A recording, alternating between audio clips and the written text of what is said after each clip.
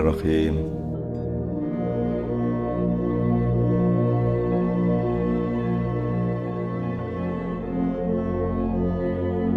Kita ini kira-kira lebih tua apa lebih muda dari turunannya, dari yang sekarang menguasai dunia?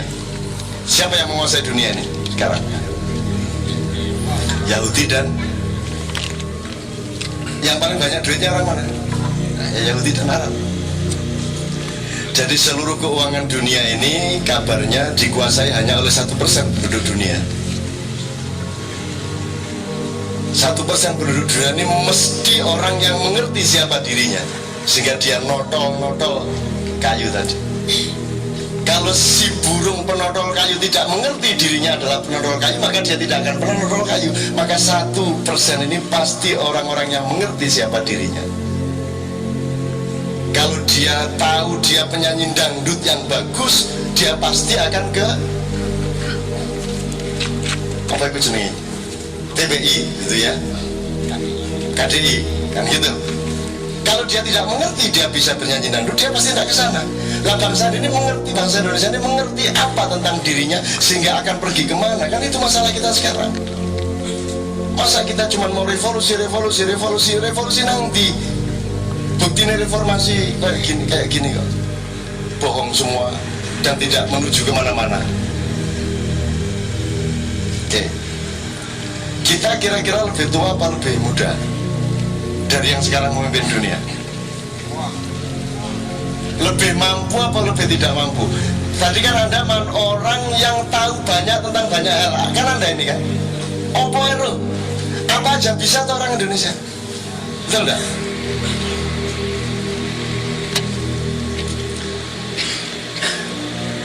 Bahasa Indonesia itu apa aja bisa, coba. Seluruh makhluk Allah terkandung oleh dirinya. Dadi malaikat iso, dadi setan iso, dadi demit iso, dadi iblis pinter, terus apa aja. Kesenian, kebudayaan apa aja bisa. Pinter ngaji, pinter nyanyi pop, dangdut ya bisa, rock ya bisa, Sunda bisa, Jawa bisa, betul enggak? Cari orang barat satu saja bisa nembang Jawa itu setengah mati mas. Biar dia kuliah diisi 6 tahun. Cari orang Arab satu bisa nembang es lilin dan es lilin maju kayak saudara angel bis. Cengkoknya tuh belok-beloknya. Kalau anak Indonesian Idol itu niruin cengkrok negro yang paling update di Amerika dengan mudah. Kita bisa apa saja. Jadi dari sudut kemampuan budaya kita luar biasa, kemampuan teknologi luar biasa, kemampuan estetik luar biasa, kemampuan mental tidak terlawan kita ini. Mental kita itu tidak terlawan. Beraninya itu loh. Sampai mati tidak masalah. Banjir Jakarta motor tetap laju, terbuat ditelampani busway. Dan itu kan bukan menunjukkan kematian, menunjukkan keberanian yang luar biasa. Kita ini mentalnya luar biasa. Dulu sudah saya pernah cerita, kalau orang Malaysia kan takut 3D. Orang Malaysia rata-rata takut 3D. Jadi kalau sama yang difficult mereka malas. Kalau sama yang dirty mereka jijik, kotor ya. Yang sukar mereka malas, yang kotor mereka jijik, sama yang dangerous mereka tidak berani. Yang bahaya. Orang Indonesia, ayo Rene. Ayo, bahaya sing piye coba. Udah, naik kereta api mau disemprot, cek, tetap aja naik. Mau listrik ditingkatkan voltasenya, ya tidak masalah. Tetap. Berani kawin, tak punya modal. Betul enggak? Tidak ada perlindungan dari siapapun, betul enggak? Enggak, zamannya asuransi. Sudahlah, apa aja berani kita. Yang bahaya kita berani naik menara. Enggak pakai sabuk, enggak pakai astronot itu. Iya toh? sendal jepit lagi naiknya, rokokan, karo ngobrol, metune piro?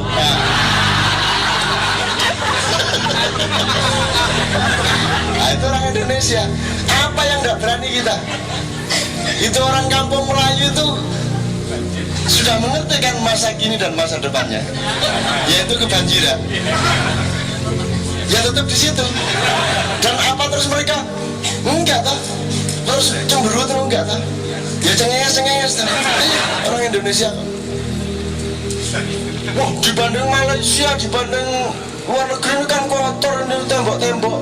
Wah, larang loh. Itu namanya hidup. Masa hidup nggak ada kotoran? Masa warung kok bersih gitu? Nggak ada kulit kacang, nggak ada teke. Apa teke apa? Apa tegesan apa ya? Puntung rokok, terus nggak ada apa-apa dikit lah, tai lentung dikit.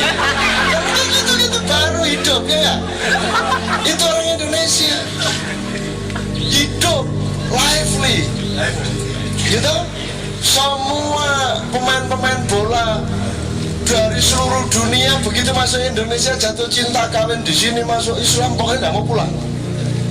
Enak urip begini, nggak punya duit bisa makan coba.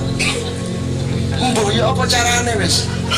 Mboh nonggo kiwa nonggo tengen, kelintar ini.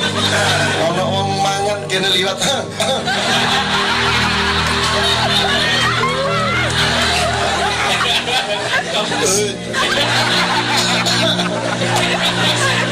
Utawa nek wis watuk-watuk kok gak ditawan-tawani apa-apa kesandung. Waduh! Kesandung, wah tiba. Terus wonge melayu ada apa? Waduh ndak disandung ini, aduh. Maklum sih lapar sih ya gitu.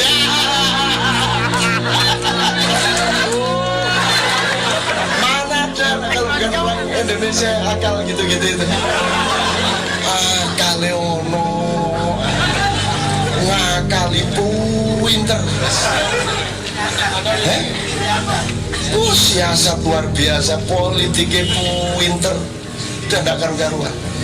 Cuman karena kita ini tahu banyak tentang banyak hal dan bisa banyak mengenai banyak hal, maka kita kehilangan fokus.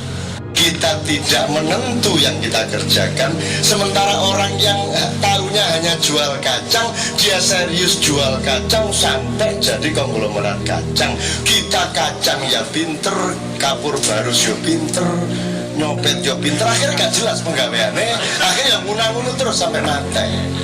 Itulah kita. Jadi yang saya maksud, apa terbangmu wahai burung? Tentukan sekarang. Apa cita-citamu?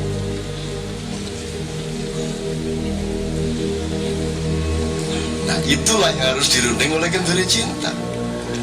Kalau bangsa Indonesia belum mau menerima itu untuk dirimu dan keluargamu dan lingkungan kecilmu, kan gitu. Siapakah engkau ini? Siapa? Saya sedang curiga kita ini bisa jadi kakek kita yang kalau diterusin tadi ya 49 tahun itu kita generasi ke-6 dari Adam. Saya curiga, tapi sedang saya selidiki.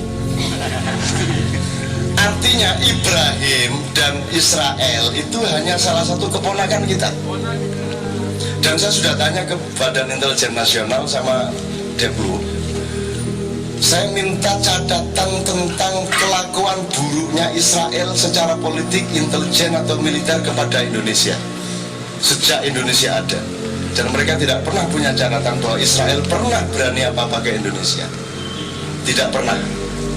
Kalau Yahudi secara global, lewat Amerika, lewat mana, mengacau macam-macam, iya. Tapi kalau negaranya Yahudi yaitu Israel melakukan sesuatu kepada Indonesia di bidang apapun, tidak pernah ada catatan. Kenapa? Bagaimana mungkin mereka berani kepada mbahnya sendiri?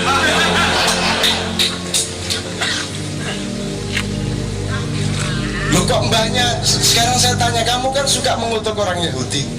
Oh dasar kelakuannya Yahudi. Aku takut wong Jawa itu luwe Yahudi takut malah Yahudi. Mbak Yahudi. Lo wis jelas gak tahu makili rakyat, gak jelas tugasnya sing njaluk tambahan bayaran Pak wis. Sing njaluk laptop, sing njaluk iki, njaluk iki. Kok Yahudi nemen nih? Maka Hitler jadi Hitler tuh karena kelakuan kayak begitu itu. Ini usulnya Deutsche über alles, ultranasionalisme Arya Jerman. Iki ndolek bathie wong iku. Maklarane. Penggaweane muangkel Hitler. Tangkap. Susu di camp sampai bikin toa itu. Untuk supaya suaranya bisa menjangkau seluruh tahanan-tahanan itu.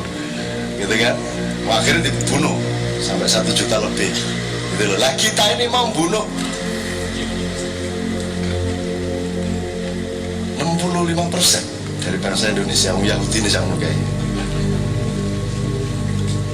Nah, saya sekali lagi endingnya ini bukan etnisisme Jawa, bukan etnosentrisme Jawa dalam arti konstelasi Indonesia sekarang. Saya cuma ngajak Anda ke tempat asal usul sana. Sebab salah satu indikatornya ada pada sejumlah orang Jawa, ada suku-suku yang lain. Jadi kalau orang Sunda bilang ada Sunda Wiwitan, saya kira Sunda Wiwitan itu sama dengan Jawi Wiwitan, nanti sama dengan Madura Wiwitan, sama dengan Melayu Wiwitan. Tapi memang yang paling mengendap kejawaannya adalah orang Jawa yang sekarang. Salah satu contohnya adalah wong Indonesia ini orang Jawa mayoritas, kok bahasa nasionalnya bukan bahasa Jawa, dan kok tidak pernah bertengkar. Ketika dulu menentukan bahasa nasionalnya, kok tidak pernah ada wacana, bahkan tidak pernah ada yang membantah bahwa bahasa Melayu dijadikan bahasa nasional. Mestinya kan itu kan cuma orang Jakarta yang punya bahasa Melayu karena perdagangan. Tapi kan orang di Jogja, orang di mana-mana kan enggak. Kenapa kok orang Jawa segitu banyak tidak membantah bahwa bukan bahasa Jawa yang dijadikan bahasa nasional? Kenapa? Kenapa? Apakah karena orang Jawa itu kalah? Nek jari wong Jawa, mergo wong Jawa iku Jawa wonge. Jawa itu artinya suka ngasih, ngalah, dan salah satu watak peradaban Jawa adalah mangku. Mangku. Jadi huruf Jawa itu kalau dipangku mati. Maka orang Jawa memilih memangku daripada dipangku. Makanya Gus Dur dulu mangku itu karena itu. Itu mangku. Nah buktinya sekarang bahasa Indonesia sangat disifati bahasa Jawa. Kalau ada lagu yang bagus, baik, bahasa Indonesia tidak cukup di televisi, di infotainment. Ini albumnya betul-betul mengandung lagu-lagu yang apik, ya, kalau sudah dibilang apik baru tinggi nih, ya, ini lagu-lagunya yang anyar, gitu kan? Kalau dibilang lagu baru nggak lega, anyar atau grace, itu enggak. Tetap supremasinya ada pada Jawa ini. Makanya Anda sama Jawa itu tidak usah bertentangan, nanti Anda di pangku loh. Anda di pangku. Dan ini contohnya sangat banyak, Mas, sangat banyak tentang mangku ini. Bukan hanya sifatnya bahasa Indonesia, tetapi kita orang Indonesia ini kenapa bersikap seperti ini kepada dunia? Freeport kita biarkan, modal asing kita apa saja kita biarkan, karena kita punya sifat mangku. Cuman tidak sadar bahwa kita sedang memangku. Wah, terus yang didukur wabah terus, gitu kan?